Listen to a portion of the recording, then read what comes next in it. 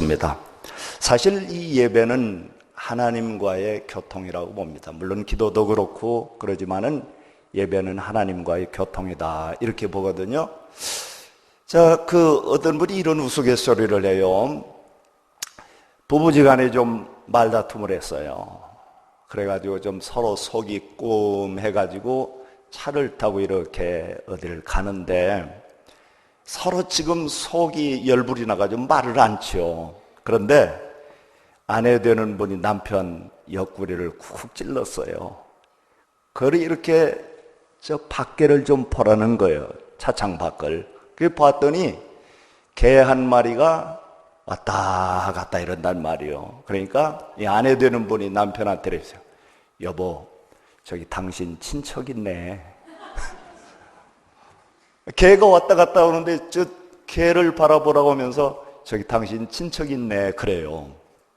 그러니까 남편 되는 분이 빨리 그 말을 받아가지고 저 우리 처남이 있구만 그랬다는 거예요. 여러분 지금도 저 지금 무슨 얘기를 하지? 지금 모르고 안 웃는 분들은 좀 이상해요. 자, 근데 이제 여러분 이게 무슨 얘기예요? 내가 가는 말이 좋아야 오는 말도 좋다라고 하는 그런 얘기겠죠. 항상 우리가 하나님 앞에 예배를 드린다. 또 우리가 어떤 갈등 구조가 있고 또 우리가 이 기도 생활 모든 것들이요. 그거 오고 가는 그런 거의 문제라고 봅니다. 그래서 오늘 여러분들은 참 이렇게 귀한 시간을 할애해서 오늘 여기 모이셨는데 하나님의 큰 은혜를 지금까지 이렇게 허락해 주셨고요. 오늘 마지막 말씀을 잠깐 이렇게 한번 정리해 보도록 하려고 합니다. 사실 우리가 이제 그 로마서 12장에 보면은 우리 너무 잘 알고 있는 말씀이에요. 로마서 구조가 우리는 1장부터 11장까지 소위 말하면은 이신덕의 우리가 바로 믿음으로 말미암아 의롭다함을 얻는다. 이제 11장까지 이렇게 딱 끝나고 12장을 들어가면서 뭐라고 하냐면은 그러므로 형제들아 내가 하나님의 모든 자비하심으로 너희를 권하노니 너희 몸을 하나님이 기뻐하시는 거룩한 산 제물로 드리라. 이는 너희의 드릴 영적 예배니라. 이렇게 말씀을 하십니다. 그래서 정말로 이 성경을 보면 특별히 우리가 이 바울서신 같은 부분을 보면은 꼭 그렇게 이중 구조로 되어 있어요.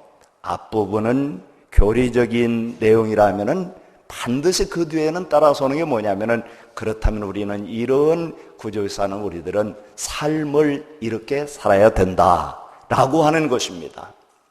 사실 우리는 정말 우리 성도들은 하여튼 자나깨나 예배예요. 여러분 어떻게 보면 우리는 자면서도 꿈을 꿔도 예배드리는 꿈을 꿀 때 여러분들 많이 있지 않습니까? 네, 그래서 우리가 참 예배는 우리 성도들의 하나의 표상이에요. 예배를 드린다. 그러면 그것은 바로 구원받은 하나님의 백성들의 모습이라고 하는 거지요. 그래서 여러분들은 참 이건 하나만한 얘기지만은 예배를 잘 드리는 우리 모두가 되기를 주의 이름으로 축원합니다. 예배를 바로 드려야 돼요. 바로 그래야 우리가 기도를 바로 드릴 수 있고 또 우리가 그래야 은혜를 바로 누릴 수 있는 줄로 믿습니다. 자, 그래서 여러분들 우리가 오늘 여기 본문에 말씀하시는 것처럼 내가 너희를 그 하나님의 모든 자비하심으로 너희를 권하는 너희 몸을 하나님이 기뻐하시는 거룩한 산제사로 드리라. 그러면서 그 산제사가 바로 영적 예배니라. 이 영적 예배에 대해서 말씀을 합니다. 자, 그런데 우리가 조금 그 말씀이 이제 발전합니다. 어떻게 발전하냐면은 바로 이제 아랫부분을 보면은 이렇게 말씀하는 걸 볼 수 있어요. 너희는 이 세대를 어떻게 알아? 본받지 말고 오직 마음을 새롭게 함으로 뭘 받으라? 변화를 받으라고 하는 거죠. 오늘 저와 여러분들이 영적 예배를 드리는 거룩한 산제사를 드리는 생활을 한단 말입니다. 오늘 사실 우리가 이제 재직 연합 모임으로 여기에 왔어요. 자, 그러면 오늘 우리가 사실 우리 연합 재직 세미나에 모였지만 여러분 우리는 이 모든 것 자체도 지금 하나님 앞에 우리는 예배를 드린다, 이렇게 생각하는 겁니다. 자, 그런데 뭔가 살아계시는 하나님께 예배하는 자들은 소위 말하면 우리가 세상에서 똑같이 살아갑니다. 예수 안 믿는 앞집에 있는 철수 엄마도 우리와 똑같이 살아가고, 또 옆에 있는 영희 엄마도 똑같이 하루 밥을 세 끼 먹고 간식도 먹고 또 여러 가지 삶을 누리면서 살아갑니다. 자, 그런데 오늘 하나님께서는 사도 바울을 통해서 우리에게 세상 일반적인 사람들하고 우리는 뭔가 달라야 된다라고 하는 그런 말씀을 하고 있는 거예요. 예배자들, 하나님께 예배를 드리는 자들은 뭔가 달라야 되지 않느냐, 지금 이 말씀을 하고 있는 겁니다. 오늘 저와 여러분들은 그야말로 어떻게 보면은 예배 홍수 속에서 살고 있단 말이죠. 오늘 새벽 예배를 출발로 해서 오전에 학생 예배, 또 장년 예배, 그리고 오후 예배, 또 어린 예배, 아주 그 예배 홍수 속에서 살고 있지만은, 그런데 수많은 예배를 드리면서 정말로 우리가 구별된 삶을 산다라고 하는 것은 무엇인가? 여러분, 이게 우리에게 필요하다라고 생각이 됩니다. 오늘 방금 도의원 이렇게 출마하시는 우리 장로님하고 또 이번에 국회의원에 출마하시는 성도님 와서 인사하셨어요. 수많은 그 후보자들이 내가 익산을 살려보겠다고, 수많은 후보자들이 내가 뭔가 이 정치를 개혁해보겠다고 그렇게 얘기합니다. 근데 정말 중요한 건 뭐냐면은 정말로 그들이 그 정치 현장에 들어갔을 때에 정말로 오늘 우리 정말로 이 백성들, 시민들의 마음에 정말 드는 그런 정치를 좀 해줬으면 좋겠는데, 그래서 여러분들 우리가 다 우리 믿는 자들이 기도해야 될 것이고, 그리고 우리 크리스찬 후보자들이 정말로 뭔가 이 세상 정치인들, 이 세상 모든 정치인들이 걷는 그 길과는 뭔가 차별화돼야 되지 않을까. 그것처럼 오늘 우리 예배를 드리는 우리 성도들의 삶은 차별화돼야 된다라고 하는 사실입니다. 이 세대를 본받지 말고 오직 마음을 새롭게 함으로 변화를 받아야 된다. 누가? 예배 드리는 자는. 하나님 앞에 예배 드리고 하나님 앞에 기도 드리고 하나님의 말씀을 듣는 우리 성도들은 뭔가 이 시대 속에서 변화를 받아서 새롭게 살아가야 된다. 저는 성경을 보면서 정말로 이 시대를 이끌어간 하나님의 사람들은 과연 어떤 사람들이었는가? 그들은 구별된 사람들이었다라고 하는 거예요. 그냥 입에 붙은 말로 구별된 사람이 아니라 정말로 저들의 삶의 현장에서 보통 사람들과는 구별된 삶을 산 사람들이지 않는가. 예를 들면 이렇게 수많은 사람들이 성경에 많은 사람들이 나옵니다. 그 사람들을 보면은 이제 우리는 먼저 아브라함을 볼 수가 있어요. 아브라함은 정말로 그는 믿음의 그 조상이 되었죠. 자, 그런데 그는 참 어떻게 보면 성경을 보니까 아브라함은 좀 바보 같아. 왜 그러느냐? 조카 롯과의 그 조카의 그 종들과 아브라함의 종들과의 관계에 갈등이 생기게 되었어요. 왜? 자기 양들을 잘 먹이려고 하다 보니까. 그래서 우리 이렇게 하면 되겠느냐? 우리 한번 서로 이렇게 이제 나누어지는 거지요. 자, 그런데 아브라함이 그런 제안을 합니다. 네가 오른쪽 땅을 차지하면은 나는 왼쪽 땅을 차지할게. 응?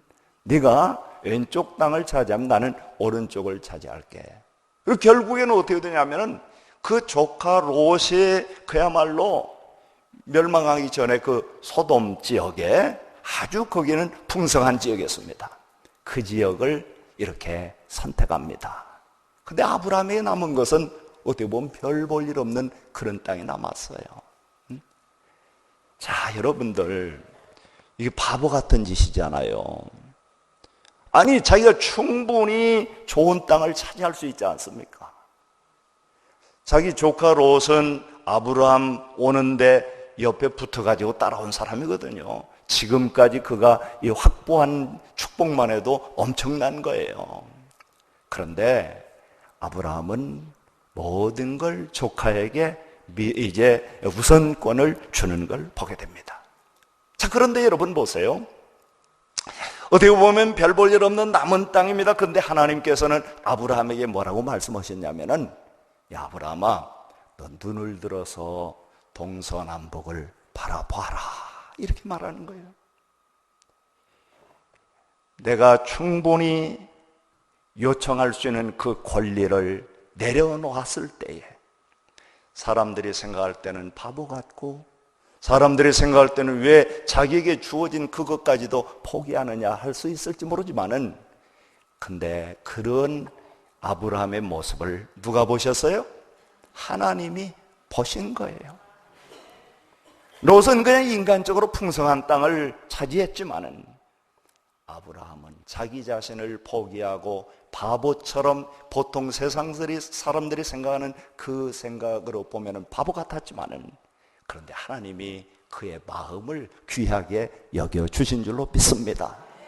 여러분, 예배를 드리는 성도들의 삶은 바로 거기에 은혜가 있는 줄로 믿습니다. 하나님이 그의 눈을 들어서 믿음을 가지고 세상을 바라보게 했을 때에 그는 그야말로 열국의 아버지로서의 놀라운 하나님의 보장을 받게 되는 줄로 믿습니다. 여러분, 또 바보가 또 있어요. 모세도 그렇습니다. 모세도 정말로 모세가 그야말로 그 어려운 시대 속에 태어나가지고 그는 정말 애굽의 궁중에까지 들어가게 됩니다. 근데 성경을 보니까 이 모세는 또 바보짓을 합니다. 애굽의 왕자로서 그가 충분한 지휘를 받을 수 있는 부분도 있었지만은 그것도 포기하고 백성들, 민족들과 함께 고난을 받고자 하는 그런 마음을 가지고 그가 애굽 궁중을 떠나게 됩니다. 하나님은 그 모세의 중심을 보셨던 거예요. 80세에 하나님의 부름을 받은 모세는 그야말로 출애굽의 역사를 일으키는 주역이 되었다고 하는 겁니다. 여러분, 세상적으로 보면은 그는 얼마든지 그 시대에 호화로움을 누릴 수 있는 사람이었어요. 그런데 하나님의 이끌림을 받고 하나님의 인도함을 받는 우리 성도들의 삶의 태도는 여러분 어떻게 보면은 똑같을 수 있잖아요. 근데 오늘 우리가 이런 점에서 차별화되지 않아요. 차별화돼야 된다라고 하는 거예요. 바보들의 얘기가 참 많이 나옵니다. 또 여러분, 다윗이 나옵니다. 다윗도 그래요. 야, 다윗은 골리앗을 물맷돌로 참 아주 그냥 보기 좋게 쓰러뜨리고 그야말로 그 이스라엘의 그 역사 속에 살아계시는 하나님의 그 놀라운 일을 이룩해 나가는 그런 사람입니다. 그런데 말이죠, 사울 왕의 얼마나 많은 미움을 받고 얼마나 많은 핍박을 받고 얼마나 많은 생명의 위협을 당했어요. 여러분, 보통 힘든 게 아니잖아요. 자, 그런데 보십시오. 다윗도 참 바보 같은 짓을 하는 거예요. 그게 뭐예요? 그렇게 자기를 핍박하고 방법을 다 동원해서 이 다윗을 제거하려고 하는 그 사울을 어느 날 동굴 속에서 만났습니다. 먼저 다윗이 들어가 있는 동굴에 사울이 늦게 들어온 거예요. 잘 안 보이잖아요. 그러니까 다윗의 신하가 얘기하는 거예요. 저거 우리 끝내버립시다. 아니, 다윗의 칼에 피를 묻히는 것도 아니에요. 자기 신하가 해치우겠다고 하는 거예요. 근데 다윗이 바보 같은 얘기를 하는 겁니다. 에이, 그러면 안 돼. 하나님이 기름 부어 세운 종을 건드리면 안 돼. 그래도 여러분들이 아멘을 해주시네요. 되게 이런 얘기를 많이 하잖아요. 하나님이 기름 부어 세운 종을 건드리면 안 돼. 그 하나님이 손대는 거지. 그러면 안 돼. 되게 이제 이런 얘기 합니다. 근데 여러분, 여기에서 이 말은요,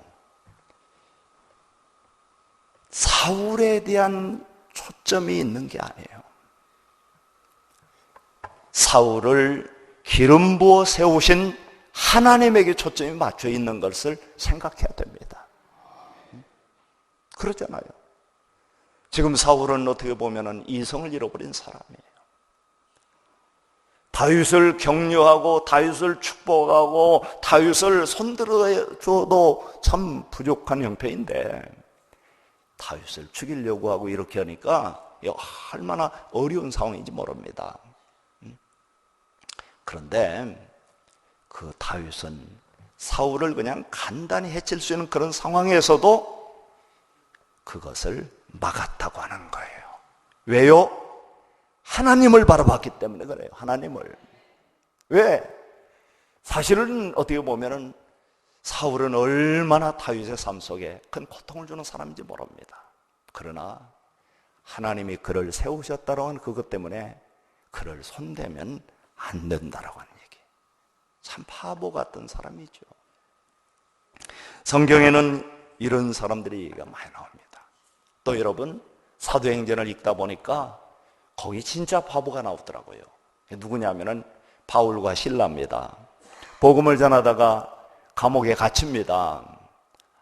그런데 감옥에 갇혀서 매를 맞고 또 이렇게 착고에 채여서 지금 이렇게 힘든 시간을 갖는데 이들이 한 일이 뭐냐면은 감옥에서 기도했어요.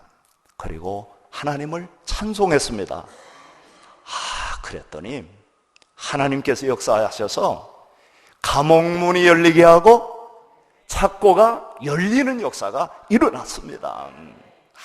여러분, 이럴 때는 어디서 이런 얘기를 하면 팍 박수를 치더라고. 다시 할게요. 이들은 정말로 그야말로 억울하게 매를 맞고 정말로 그런데 그 속에서 세상에 우리가 뭘 잘못해서 매를 맞고 이 고생을 하느냐, 불평과 원망을 해도 이게 괜찮아요. 그럴 때는. 근데 이들이 하나님을 찬송하고 기도하고 그랬더니 하나님이 역사하셔서 감옥문이 활짝 열리게 하고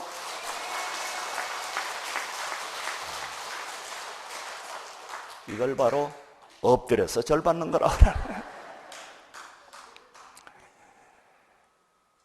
여러분, 이제 중요한 건 거기서 나오는 거예요. 감옥에 지금 갇혀 있어요. 그리고 손과 발은 발의 착고에 매여 있어요. 근데 하나님께 역사하시니까 감옥문이 활짝 열리고 그 착고가 다 열려 버렸어요. 네. 여러분, 그러면 그때 이제 박수 칠 게 아니라 그때는 뭘 해야 돼요? 바울과 신라가 어떻게 해야 돼요? 여러분들은 안 해봤지 뭐. 감옥 안 가봤으니까 그러지만은 저 같으면은 어떻게 해야 돼요? 도망가야죠. 도망가야죠. 근데 참 이런 천하의 바보 같은 사람들이 있어요. 그냥 그 자리에 있는 거예요. 그래요, 보세요, 여러분들. 이 간수가 보초를 쓰다가 깜빡 졸았어.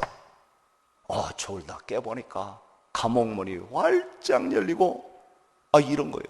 그래, 이 간수가 깜짝 놀란 겁니다. 왜? 아이고, 이거 죄수들이 이제 도망갔구나. 나는 죽었구나 하고서 어떻게 하려고 그랬어요? 자결하려고 하는 거예요. 자결하려고. 그런데 그때 바울과 실라가 뭐라고 그래요?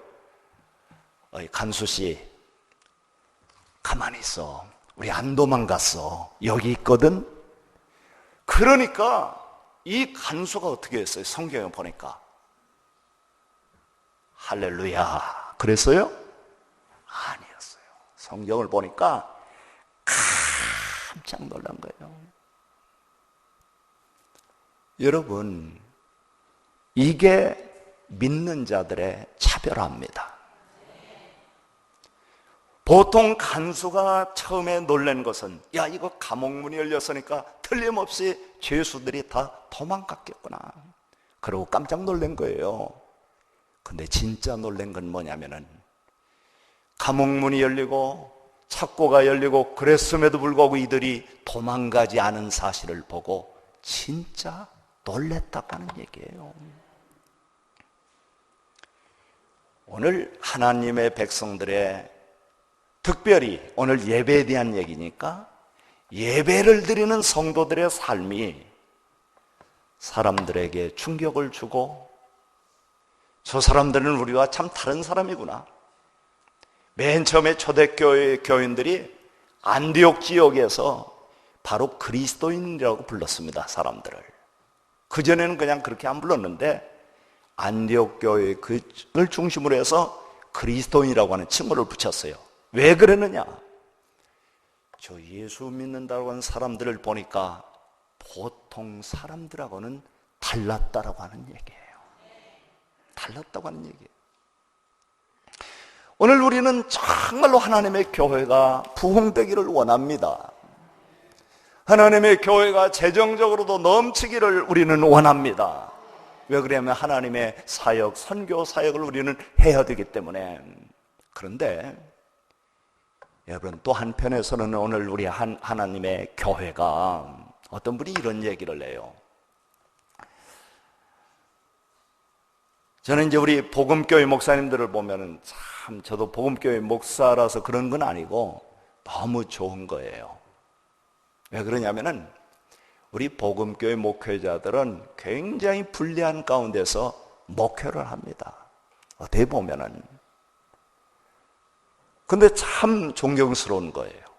정말로 어려운 교회에서 정말로 힘들게 목회하고 있는데 참 굉장히 고마운 거예요. 왜 그러냐면은 이제 다른 교단은 이제 응급제도가 잘 돼가지고 좀 뭐 별로 걱정이 없습니다. 근데 우리 복음교회는 그런 제도 자체가 없으니까 참 이렇게 이제 우리는 괜찮은데 아직 지금 은퇴하는 목사님들을 보면은 참 너무 어떻게 보면 안타까워요.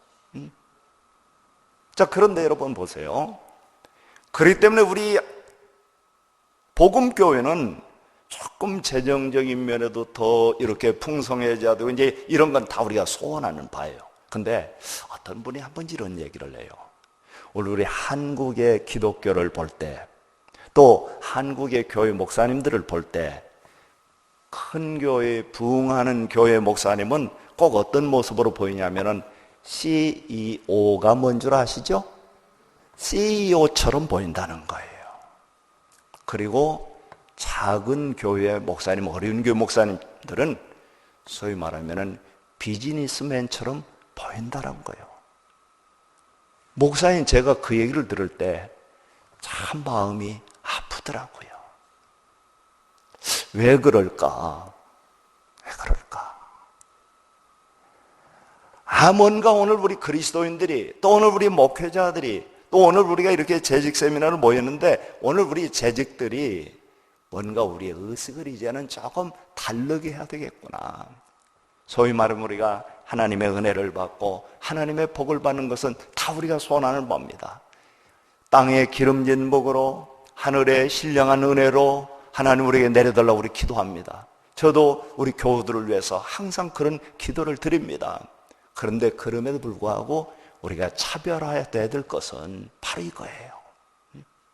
보통 아까 바울과 실라가 그야말로 열심히 기도하고 찬송할 때에 옥문이 열리고 창고가 다 풀어지는 역사가 일어났을 때에 그들이 쉽게 할 수 있는 것, 그리고 하나님 우리에게 복을 주셨구나, 하나님 우리에게 은혜를 주셨구나, 우리의 기도에 응답해 주셨구나 하고 그 감옥을 빠져나가서 도망쳐 나오는 거예요. 아멘. 여러분들이 눈치를 채고 아멘 안 하는 거예요 지금. 근데 정말 이제 오늘 우리 교회가, 또 오늘 우리 그리스도인들이 내가 그렇게 할 수 있음에도 불구하고 그 옥터를 떠나지 않고 거기서 기다리고 있는 그 바보스러운 모습이 우리에게 필요한 시대가 되지 않았는가? 사실 옥문이 열렸을 때 간수는 놀랬지만은 더 놀라운 것은 그 옥문이 열렸음에도 불구하고 이 바울과 실라가 그 자리에 그냥 있음을 보고 진짜 놀란 거예요. 그리고 엎드렸어요. 우리가 어떻게 하면 구원을 받습니까? 그럴 때 복음을 전했어요. 주 예수를 믿으라, 그리하면 너와 내 집이 구원을 얻으리라. 여러분, 이제 어떻게 보면은 우리가 참 복음 전하기가 쉽지 않은 시대가 되었습니다. 어쩌면은 교회 위기라고 그래요. 근데 한번 따라서 할까요? 위기는 기회다. 그렇습니다. 어쩌면은 저와 여러분들이 오늘 참 제가 감사한 것은 우리 앞에서 이렇게 말씀을 증거하시는 분들이 성도 여러분들 잘하시오 이렇게만 하는 게 아니라 우리 목회자의 연약함을 말씀으로 하시고 이렇게 하는 게 너무 좋죠. 저거 봐요, 진짜 속이 물끄러미 보이는 거 봐요. 아멘 하잖아요, 목사님들이 그렇게 했다는 게. 근데 이게 진짜 좋은 강의잖아요. 그렇게 하는 게 얼마나 감사해요. 자, 그래서 이제 우리 예수 믿는 식구들이 정말 우리 하나님 앞에 진정한 예배를 드리고 하나님의 은혜를 구하고 하늘의 신령한 은혜를 구하고, 우리는 사실은 하나님의 나라가 이 땅에 임하는 것을 우리가 기대하고 기도하고 기다리는 자들이 오늘 우리들이라는 말이죠. 여러분 그러잖아요. 그래서 따라서 합시다. 우리 바보가 됩시다. 바보가 되어서 그야말로 나 구원받으려면 어떻게 해야 됩니까? 이렇게 하는 사람들이 교회로 몰려오는 역사가 일어난다면은 여러분, 이게 얼마나 우리가 예배를 바로 드리는 거겠습니까? 그러지 않습니까? 끝났어요? 몇 시까지 해야 되죠? 저는 밥 다 됐다고만 하면은 금방 내려갈게요. 다 됐습니까? 우리 전도사님이 다 됐다네. 빨리 내려오라는 것 같아요. 자, 그래서 어떤 분이 이런 얘기를 해요. 어느 모임에 갔더니 우리 예수 믿는 사람들은 바보들의 행진을 하는 사람들이다, 그런 얘기를 해요. 근데 바보들의 행진을 하는데 그 대장이 누구냐? 누구예요? 예수님이라는 거예요. 예수님. 예수님처럼 바보가 없어요. 그러잖아요. 빌립보서 2장에 보니까 예수님이 모든 하늘의 권세를 다 버리시고 종의 모습으로, 우리가 마태복음 4장을 보니까 그 공생애를 시작할 때 마귀가 와서 시험합니다. 얼마나 좋은 조건을 다 내세웁니까? 근데 참 예수님 바보예요. 다 물리칩니다. 때리면 맞고 욕하면 욕 먹고. 그래서 근데 그 바보 예수님 결국에는 십자가에 못까지 박혀서 돌아가십니다. 지금 사순절 기간이고 다음 주 고난 주간이죠. 여러분, 우리는 기독교의 힘, 우리 교회의 힘이, 또 우리 성도들의 힘이 어디 있을까? 저는 요즘에 그런 생각을 자꾸 하는 게 뭐냐면은, 우리가 바보가 되면은 진짜 여기에 힘이 있겠다. 왜 요즘은 다 날고 뛰는 사람들이더라고요. 어느 단체에 가도 그야말로 명함도 못 내놓을 정도로 너무 훌륭한 사람들이 많은 거예요. 근데 우리 예수님을 뵈니까 그분은 진짜 바보처럼 살으셨어요. 그리고 바보처럼 죽으셨어요. 그리고 또 이상한 말씀만 하시네. 저들을 용서해 달라고. 그리고 또 그렇게 힘없이 죽어가면서 다 이루었다. 꼭 바보짓만 하셨어요. 근데 그 예수님 통해서 우리들이 구원받는 역사가 일어난 줄로 믿습니다. 정말 그래요. 그래서 이건 제 얘기가 아니라 어떤 분이 이런 얘기를 해서 제가 메모를 해놔봤어요. 뭐라고 했냐면은 예수님은 바보시다. 이거에 대해서 몇 가지 얘기를 하더라고요. 오늘 우리는 예수님은 바보다라고 하는 이 말을 예수님을 바로 보는 사람들이다. 예수님을 바로 봐야 우리가 바른 예배를 드립니다. 아무리 예배를 많이 드려도 나만 바라보고 있는 거예요. 내 입장만 세워지기를 원하는 거예요. 그러나 정말로 예수님을 바라보는 그런 삶을 산다면 우리는 바른 예배를 드린다고 봅니다. 그리고 예수님을 바라보는 예수님 바보는 예수 바보는 예수님의 마음을 가지고 이웃을 보살피는 사람을 예수 바보라. 예수님의 마음을 가지고 이웃을 보살펴주는 사람을 예수 바보라 이렇게 말하더라고요. 그리고 세 번째로는 예수 바보는 예수님을 세상에 바르게 보여주는 사람을 예수 바보다 이런 얘기를 하더라고요. 오늘 사랑하는 여러분들은 정말로 이 교회에서도 충성하는 분들, 그리고 오늘 대표로 오늘 이곳에 오신 분들입니다. 뭐 여러분들의 똑똑함으로 얘기한다면 누가 여러분들 똑똑함을 따라오겠어요? 충성하는 것으로 말하면 누가 여러분의 충성함을 따라오겠습니까? 그러나 오늘 저와 여러분은 예수님이 그 길을 감으로 세상을 구원받게 하는, 우리들을 구원시키는 놀라운 역할을 하신 분인데, 오늘 저와 여러분들이, 오늘 우리 재직의 사명을 받은 우리들이 내가 똑똑함보다는 오히려 똑똑함을 포기하고 정말로 바보스러움, 세상의 판단 기준으로 본다면은 저 사람 왜 저래? 왜 저렇게 자기 밥도 못 찾아 먹고 왜 저런 바보짓을 해? 이렇게 이야기할 수 있을 때 여기 하나님의 의가 나타나고 여기 하나님의 은혜가 나타나게 될 줄로 믿습니다. 한번 여러분들 옆에 있는 분들에게 인사할까요? 바보 되신 것을 축하합니다.